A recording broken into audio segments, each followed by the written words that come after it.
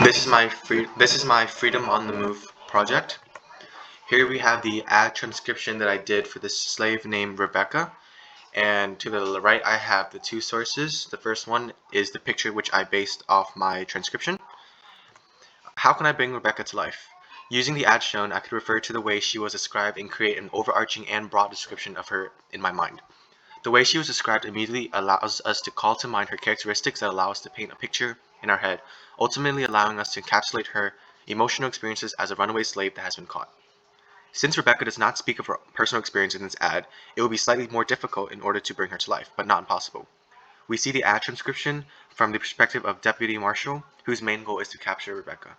Upon reading the ad transcription, I picture Rebecca running through the woods in hopes of escaping the authority.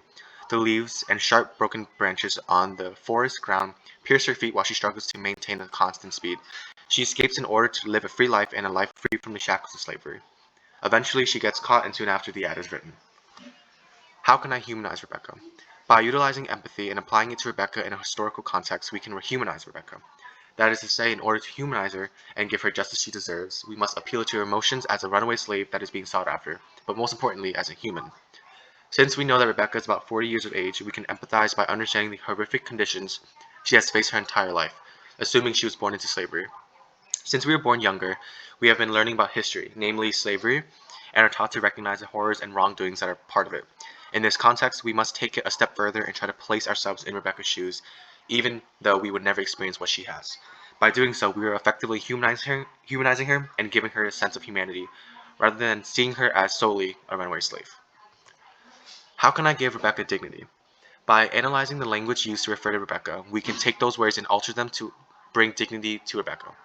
Although altering the words would not change the context in which Rebecca was referred to, it gives her a sense of respect and humanizes her. For example, instead of using disposed of, which gives her a lack of dignity, we can substitute it for the word transferred. Disposed of has a negative connotation and gives her the same weight as an object. Although using transfer does not change the context of her being auctioned off to the highest bidder, it gives Rebecca's dignity and is respectful to her. And this is just a fun fact. In this same year, Nat Turner's Rebellion happened around this time, which is in my source too. Thank you.